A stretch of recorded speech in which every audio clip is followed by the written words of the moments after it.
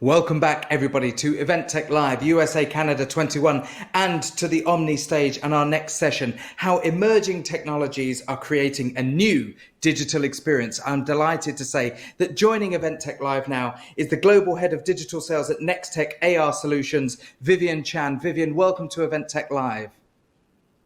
Thank you for having me.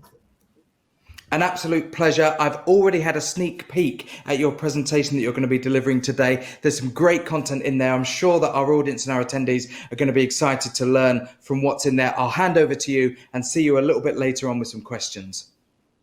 Sounds great. So welcome, everyone. Good evening, good afternoon, good morning for those of you that are calling in.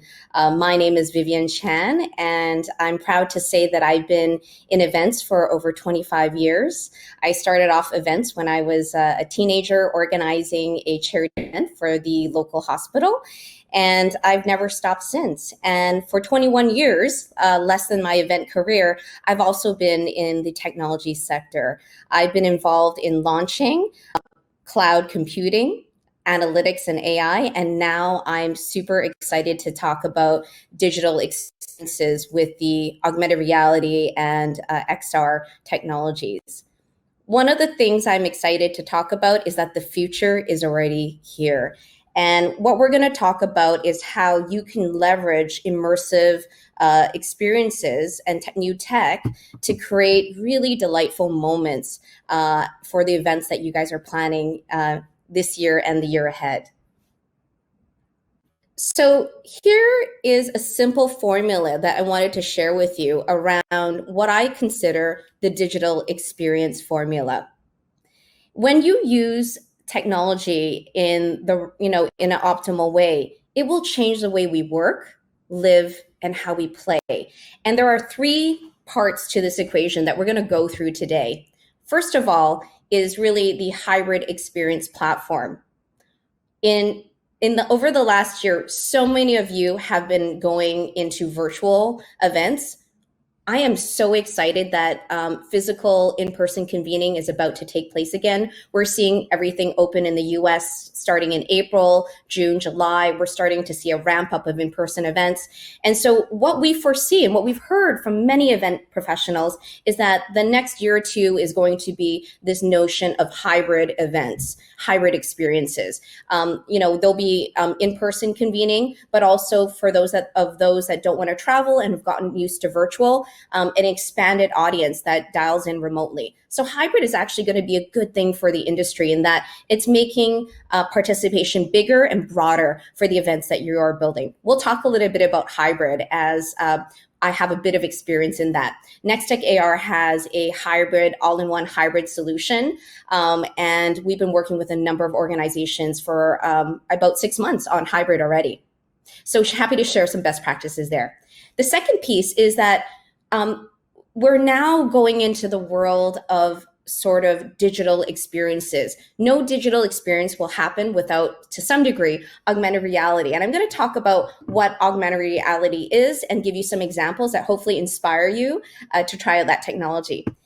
And then the other thing that we've heard from event organizers all of last year is how do you move to different funding models? How do you pivot to sponsorship in a virtual world? How do you pivot to hybrid? Hybrid's going to potentially double the cost of running an event because you've got physical costs and virtual costs. Well, our answer to that is really through sponsorship, advertising, and e-commerce. We believe that the future events can be self-funded by community when you bring in opportunities for the community to purchase, to sponsor, and to advertise onto your platforms. And this is what we define as an infinite possibility for digital experiences. So let's break it down now. So let's talk about hybrid for a second. Nextech AR has a digital experience platform that's been running both virtual and hybrid events for a while now. We've got one of the leading streaming engines in the market that's streamed and scaled to over 250,000 people with Toyota Lexus launch. We put together a hybrid thought leadership council that comprised of event organizers from higher education, from associations, from corporate, and also from trade shows. And there were about 20 individuals that were part of this ongoing discussion where we're working with our event professionals to co-innovate what a hybrid experience looks like. And this is what they told us. Number one, in a hybrid experience, you got to map the participant journey. Now that you've got parallel tracks of in-person and virtual, you've got to map shared moments that both in-person and physical can experience together. What they found inspiring through use of technology is using augmented reality to create those moments. What if you had a moment where you had a human hologram of the CEO of the association shared online, but also at the event, where you can see, the CEO either through your phone at home as a hologram beamed in. And so this holographic thing creates a shared moment no matter where you are.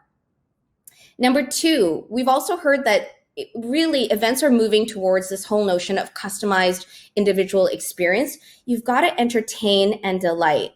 And so one of the great benefits of going virtual is that all those touch points, the sessions that you add, the people that you network with, the booths that you visit, all those touch points are a digital roadmap of an individual's preferences and interests. And that data has the possibility to link back to topics of interest.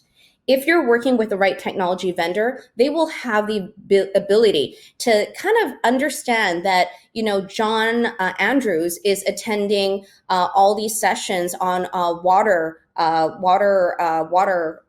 advocacy. And so what you can do is recommend him some sessions on day 2 and 3 related to water advocacy for a big environmental conference so that he doesn't get lost in all that content that's available.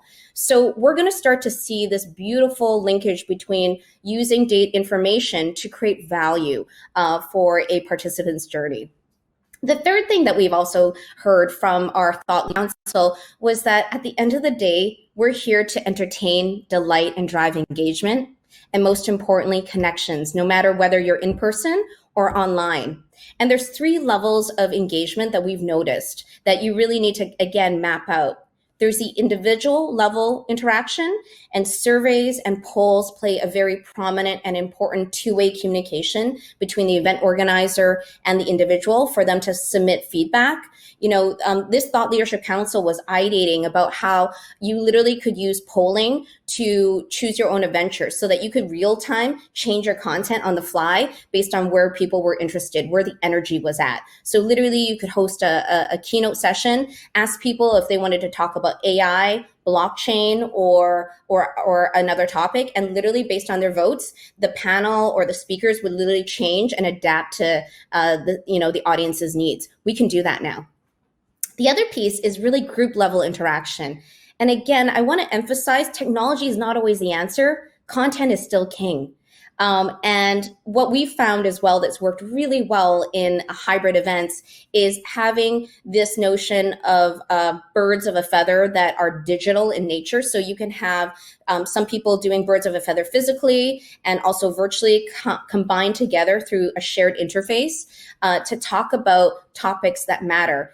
At the end of the day, people go to conferences to answer questions and to find solutions. And so we worked with a higher education conference where they looked at sort of business problems as topics to bring people into groups to talk about versus just one directional sessions. And those are hugely successful. We've seen across the board.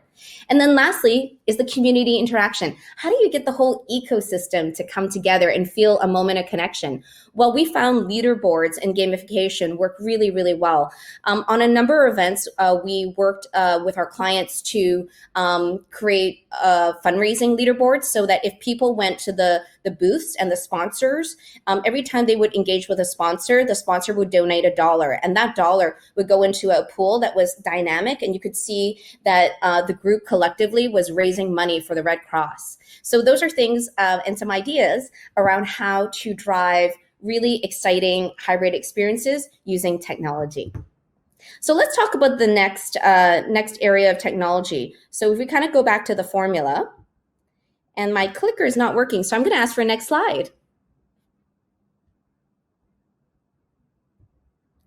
So if we can get the next slide, that'd be great. We're going to next talk about augmented reality.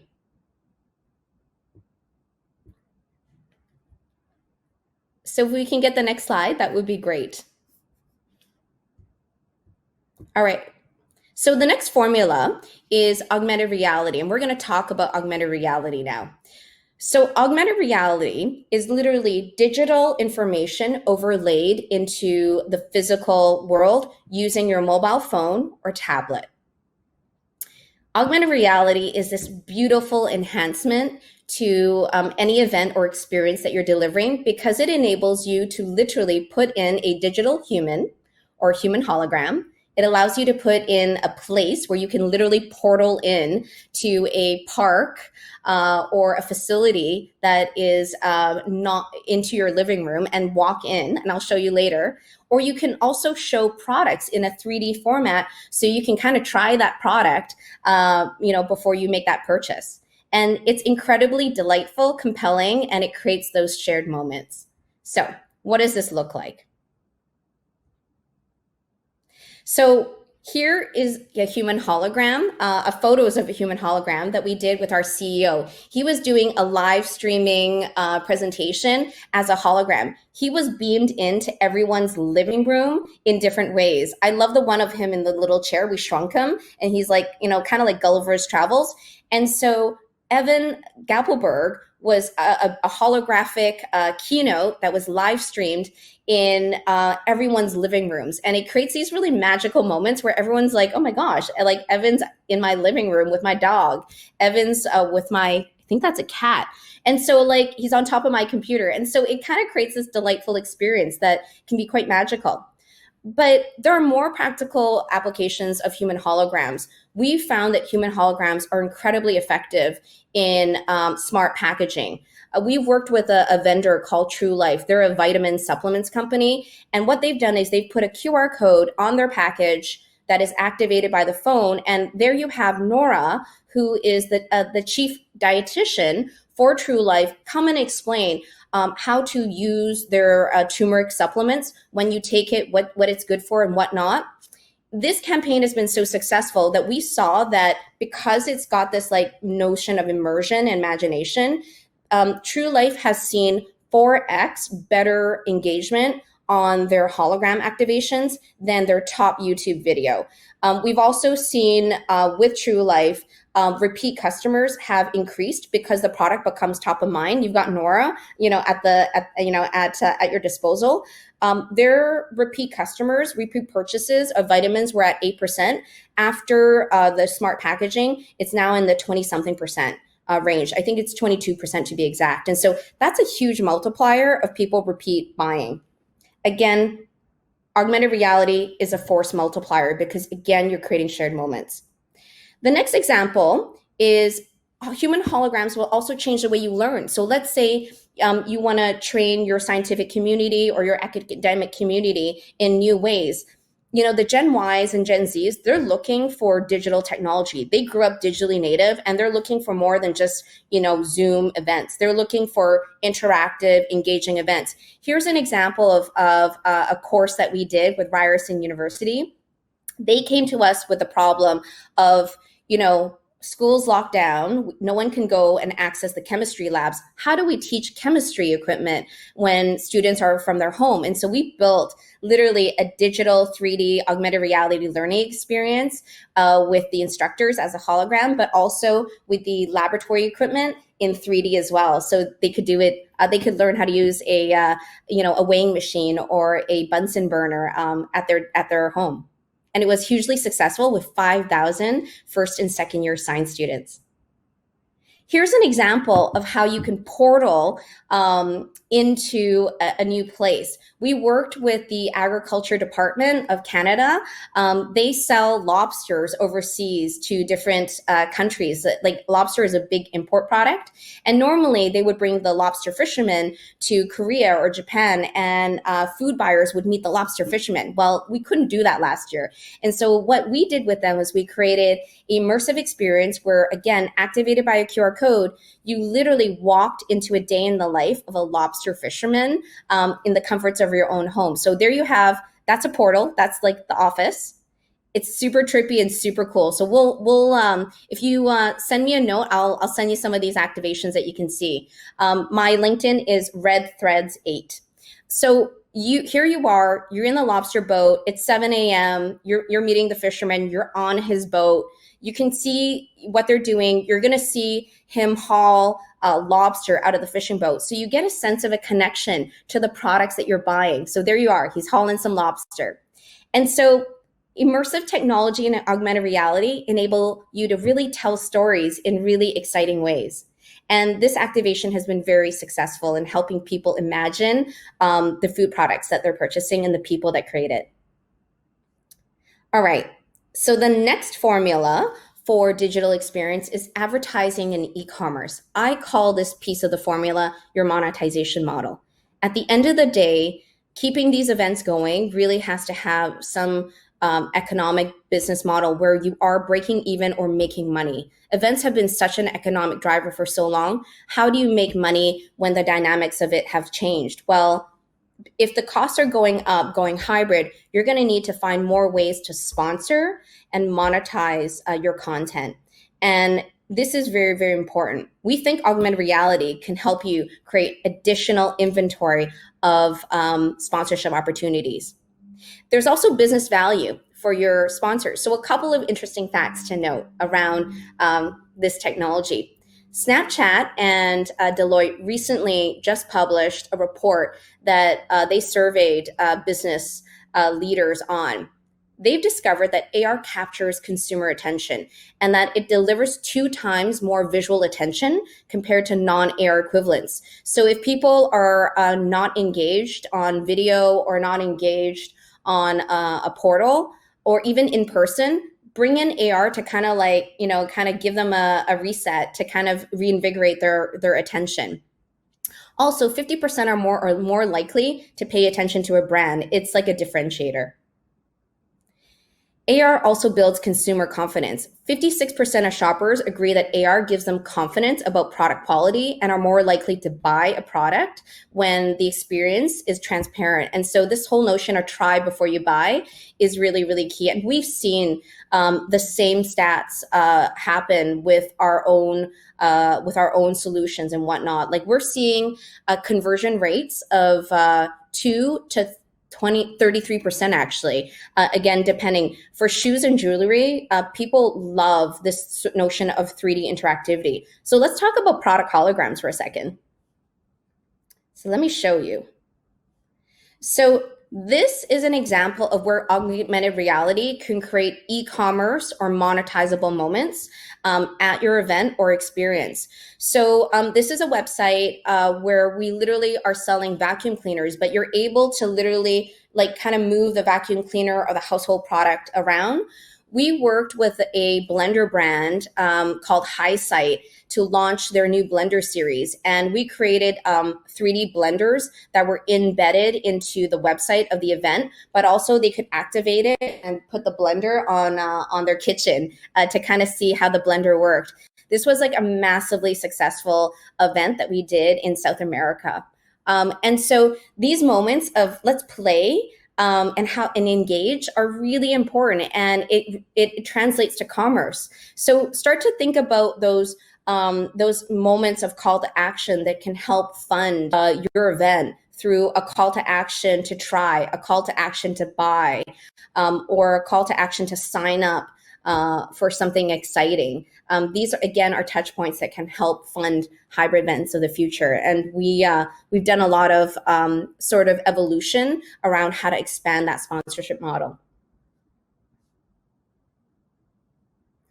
So in closing, the future of events is really a blend of merging these different technologies together. The good news is at Nextech AR, a little plug for what we've done, we've tried to make it simple for you. We've put all of these technologies under one digital experience platform called LiveX. So it's a one-stop shop for hybrid, augmented reality, as well as advertising and e-commerce so that you don't have to cobble these solutions together. And what does this translate to? Well, we had great success with Restaurants Canada. We created an event with them with over 4,000 people attending, and it was it wasn't a hybrid event. Actually, we're moving to hybrid this year, but it was a virtual event where, again, there was great traction. One of the big wins for them this year was that they expanded their reach. Almost 48% of attendees that went to the Restaurants Canada show this year were net new. And so virtual creates new audiences that you may not have before. When you go to hybrid, you're going to even dominate even more. And people were happy. People were really happy with the interactivity of the event. 82% rated the show as good to excellent, and it was a great way to convene. So having virtual and hybrid are really valuable. And I'm happy to report that we're now talking with Restaurants Canada about building a year-long marketplace. Their big aha moment with us was, well, why make it just a 5-day experience? We will continue to do these 5-day experiences with exciting content, the CEO of Domino's Pizza, Food Network, celebrities and whatnot. But we will keep this a year-round community, because community needs to be able to look at the food solutions that keep on changing on a month or quarterly basis. And so this notion of 5-day is moving on to 365 day a year experience community, which is what I call marketplace.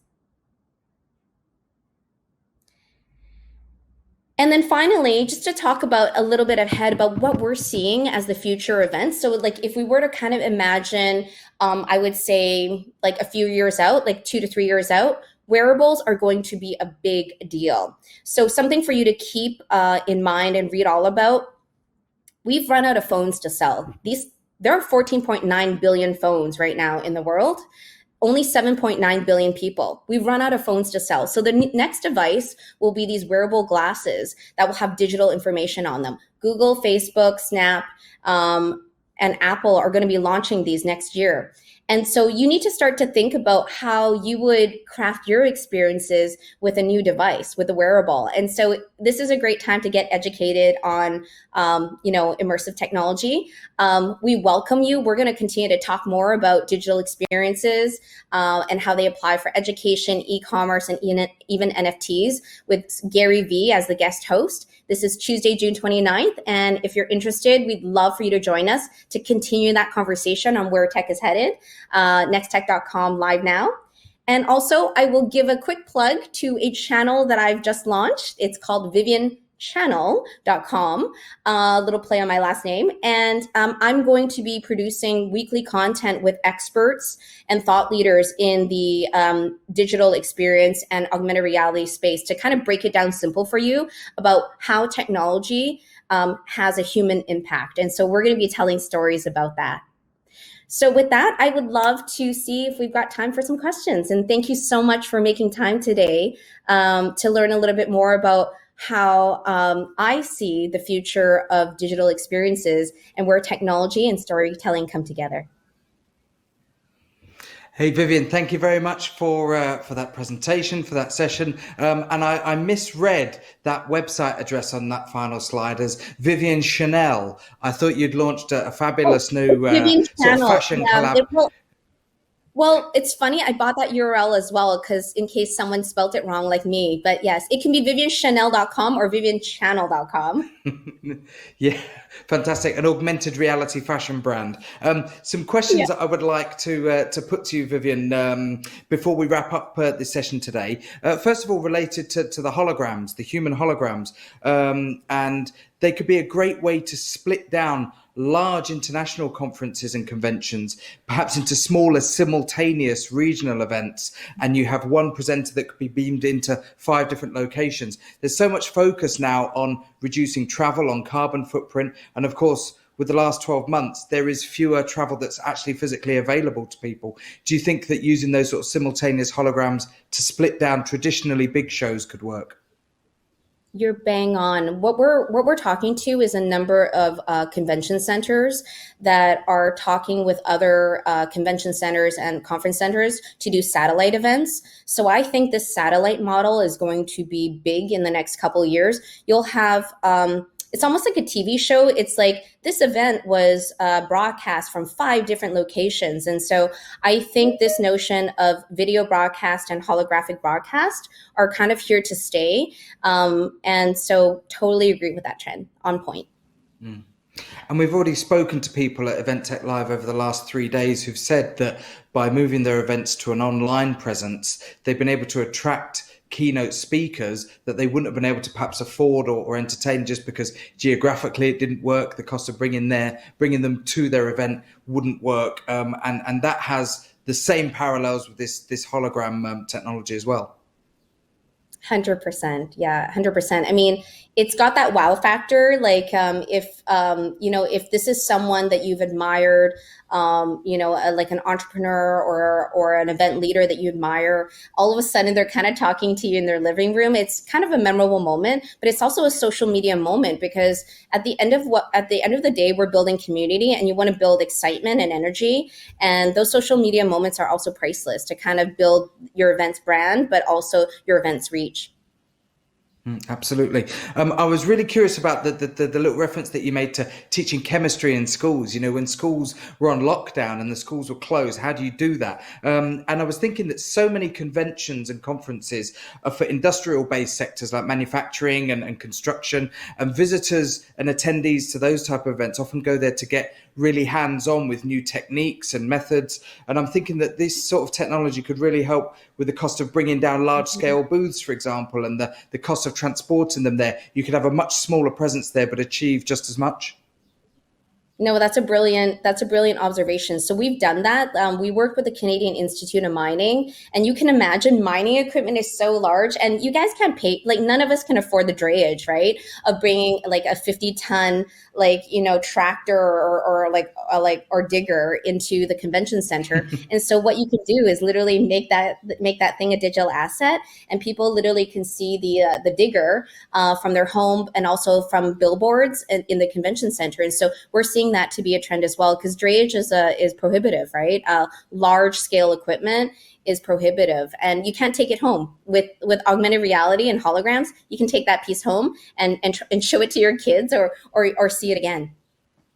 Absolutely. And not just cost prohibitive, but again, we've been talking to a gentleman called Christopher Playdell from Hybrid Events, looking at the green impact of events and carbon footprint. And when you consider those sort of elements and how important it is now from a marketing perspective for event organizers to give their attendees a clear message about where they stand with the carbon impact of that particular event, taking those sort of, like you said, a large scale heavy machinery to shows is not just cost prohibitive from a transport point of view, but it has a massive impact on that element as well.